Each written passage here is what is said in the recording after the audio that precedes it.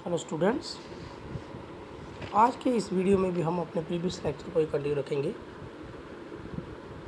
हमारा जो previous lecture था वो हमने लिया था क्लास 7th, सब्जेक्ट है हिस्ट्री और chapter number 4 the Mughal empire. इसमें हमने 2-3 पॉइंट पढ़े थे। आज का जो हमारा पॉइंट है वो है Mughal marriages with the Rajput, राजपूतों के साथ मुगलों की शादियाँ। The mother of Jahangir was a Kachhwaha princess, daughter of the Rajput ruler of Amber modern day Jaipur. The mother of Shahjahan was the Rathore princess, daughter of Rajput ruler of Marwar Jodhpur. Jahangir की माँ कछवा की राजकुमारी थी। वह अकबर, वह अंबर जो था, वह अंबर वर्तमान में जिसे आजकल हम क्या कहते हैं, जयपुर कहते हैं, जयपुर में रहने वाले एक राजपूत राजा की क्या थी, बेटी थी जहांगीर की माँ। और शाहजहाँ की जो माँ थी वो एक राठौर राजकुमारी थी। और किसकी बेटी थी वो? जोधपुर का जो महाराजा था, जो शासक था जरा, उसकी वो बेटी थी। नेक्स्ट है Mughal tradition of succession. Mughal tradition of succession means उत्तराधिकारी की मुगल जो उत्तराधिकारी के लिए मुगलों की जो परंपराएं होती थी। उत्तराधिकारी मीन एक राजा के बाद दूसरा राजा जो राजगद्दी पर आता है।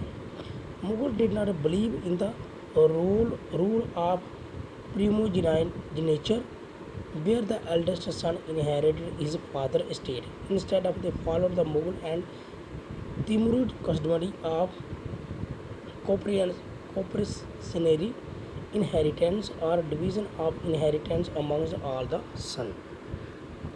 जो मुगल लोग थे ना, वो ज्येष्ठाधिकार मीन होता है कि घर में जो बड़ा पुत्र होता है राजा का, उसको ही राजगद्दी मिले, इसके वो हक में नहीं थे। वो किन रूल को फॉलो करते थे? जो तैमूर की जो डायनेस्टी थी, तैमूर ने जो रूल निकाले थे कि जो बाप की जो जागीर है वो उसके सारे बच्चों को, सारे बेटों को बराबर की बांटी जाए, उसमें वो बिलीव रखते थे। वो इसमें बिलीव नहीं रखते थे कि जो बड़ा बेटा है वही राजा के बाद राजा बनेगा। Look at table 1, note the evidence for rebellion by the Mughal princes. Where do you think that a father division of inheritance primogeniture और कार्बेस? क्या आप सोचते हो कि इनहेरिटेंस वाला और ज्येष्ठाधिकार में जो सबसे बड़ा पुत्र है, आपको वो सही लगता है? जब वो सही लगता है जो कि सब बेटों में संपत्ति बांटी जाए। Mughal relation with other rulers. अब मुगलों की जो रिलेशन थे अदर रूलर्स के साथ वो किस तरह के थे? Look at table 1 once again. कहता है टेबल 1 में अगर हम देखेंगे, you will notice that the Mughal rulers campaign constantly against ruler who refuse to expect their authority. Mughal क्या करते थे कि अपना अभियान अगर किसी राजा के वो खिलाफ होते थे, इसके वो किसी राजा के खिलाफ वो जंग छेड़ते थे, जब विरोध होते थे तो उसके खिलाफ वो लगातार कॉन्स्टेंटली रिवोल्ट करते रहते थे, उसके खिलाफ रहते थे, यानी कि जब तक वो उसकी क्या कर ले, मुगलों की सत्ता की को स्वीकार कर ले, जब तक वो मुगलों के पक्ष में ना हो जाए तब तक वो लगातार उसके खिलाफ कैंपेन चलाते रहते थे। But the Mughal became powerful, many other ruler also joined them voluntary. लेकिन कुछ ऐसे लोग भी थे, कुछ ऐसे राजा भी थे जिन्होंने मुगलों को पावरफुल माना था और वो उन्होंने खुद ही उनको ज्वाइन कर ली, उनकी सत्ता स्वीकार कर ली थी। The Rajput are a good example of this. इनमें से थे राजपूत। राजपूत जानते थे कि मुगल बहुत ही क्या है, शक्तिशाली राजा है। Many of them married their daughter into Mughal family and received high position. अब कहता है कि राजपूतों में से या और राजाओं में से बहुत सारे राजा थे, बहुत सारी डायनेस्टी थी जिन्होंने मुगलों के घरों में शादियाँ की, अपनी बेटियों की शादियाँ की और हाई पोजीशन हासिल की थी। The Sisodia Rajput refuse to expect Mughal authority for a long time. लेकिन जो सिसोदिया राजपूत थे उन्होंने मुगलों की सत्ता स्वीकारने के लिए, मुगलों को अपना मानने के लिए, यानी कि मुगलों के हक़ में जाने के लिए बहुत देर तक वो मना करते रहे। वो कभी भी उनके हक़ में नहीं थे। Once defeated however they were honourably treated by the Mughal. लेकिन एक बार जब वो डिफीटेड हो गए तो मुगलों ने उनको क्या कर लिया, उनका आदर सम्मान किया अपनी सत्ता में आने के लिए। Given their lands back as assignment. मुगलों ने जब उनको हराया तो उन्होंने उनको पूरी ज़मीन, उनकी जागीर जितनी भी थी उनको वापस दे दी। The careful balance between defeating but not humiliating their opposition opponent enable Mughal to extend their influence over many kings and chieftains. जी एक वजह थी कि जो मुगल थे वो जब किसी राजा को हराते थे तो उसको वो क्या करते थे, ना तो उसको इंसल्ट करते थे बल्कि उसका आदरमान करते थे और उसको उसकी जितनी भी जागीर थी वो वापस दे देते थे अगर वो उनके पक्ष में आ जाता, उनकी सत्ता स्वीकार लेता, उनकी पावर को मान लेता था। But it was difficult to keep this balance all the time. लेकिन ये बहुत ही मुश्किल था कि इस बैलेंस को लगातार बनाए रखना। Look at table 1 note that Aurangzeb insulted Shivaji when he come to expect Mughal authority. कहता टेबल 1 में हमने ये भी देखा कि औरंगजेब ने शिवाजी को इंसल्ट किया था क्योंकि शिवाजी ने उनके हक़ में आना, जब उनको बड़ा मानना क्या कर लिया था, मना कर दिया था। What was the consequences of this insult. क्या आप जानते हैं कि इस इंसल्ट का कॉन्सिक्वेंस क्या हुआ था? अब है मानसदवर and Jagirdar. As the empire expanded to encompass different regions, the Mughal recruited diverse bodies of people. जैसे ही मुगलों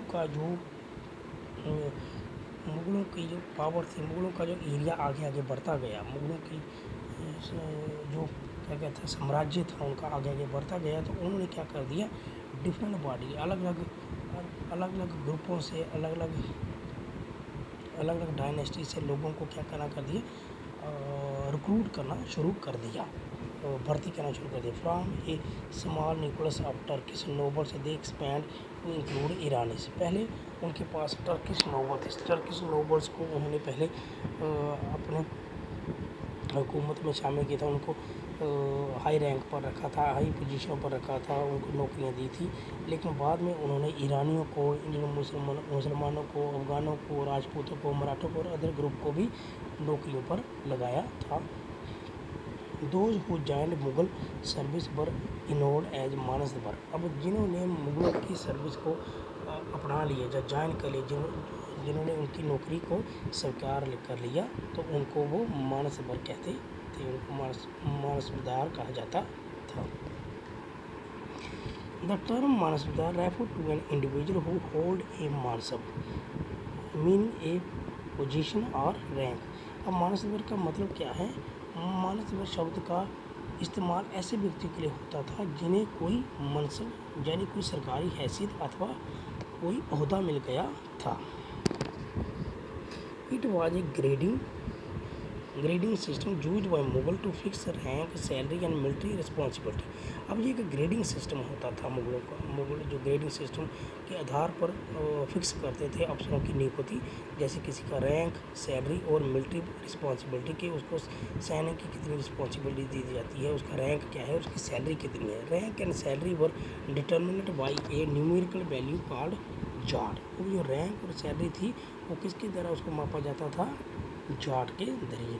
the higher the zat the more prestige the noble position in the court और larger in the salary. जिसका zat higher होता तो वही उसको ज़्यादा सम्मान मिलता था और वही ज़्यादा सैलरी पाने का हकदार भी होता था। The mansabdar military responsibility required to maintain specific number of sawar और कैवलरी मैन। अब जिस मानसबदार को जितनी मिलिट्री रिस्पॉन्सिबिलिटी दी जाती थी, मिलिट्री की आपको इतनी आर्मी पर क्या रखना है, कंट्रोल रखना है, तो उसको उतनी ही क्या दी जाती थी, घुड़सवारी भी, उसको उतने ही घुड़सवार दिए जाते थे। The mansabdar broad agreement for a review guard registered their homes and then received money to pay for them as salary. जो मानसबदार था ब्राड, वो अपने जो कैवलरी मैन थे उनको रिव्यू के लिए, उनको जांच पड़ताल के लिए रखता था, उनको रजिस्टर करता था देयर हार्सेस के हैं, और बाद में उनको उसी के आधार पर सैलरी भी दी जाती थी। In Akbar reign these jagirs were carefully assessed so that revenue were रफली equally to the salary of the मानसबदार।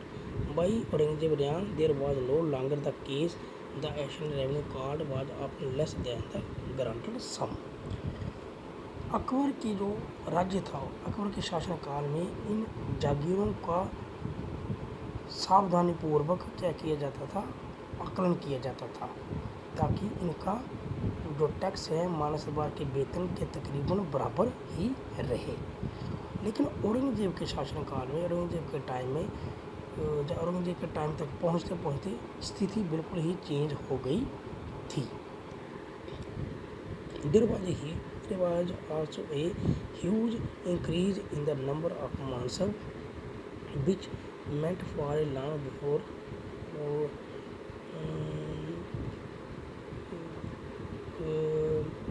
meant a long wait before he received a Jagir.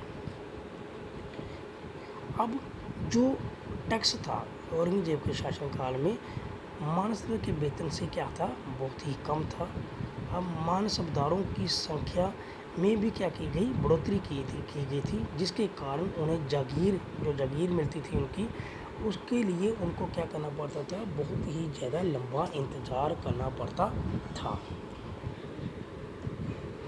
These and other factors created a shortage in the number of jagir. As a result, many jagir tried to extract much revenue as possible while they had a jagir. Aurangzeb was unable to control the development in that past is available and peasantry therefore shifted tremendously.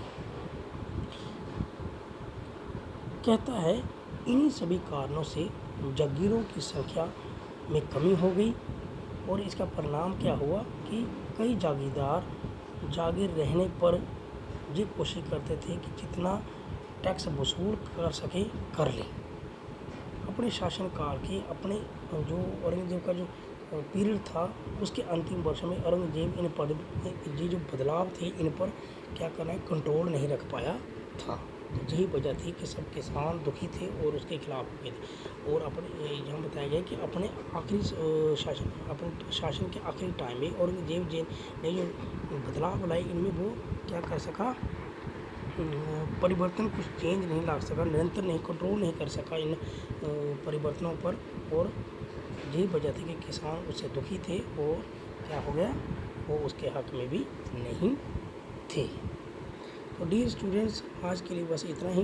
Next video में हम इसके आगे पढ़ना शुरू करेंगे। तब तक के लिए धन्यवाद।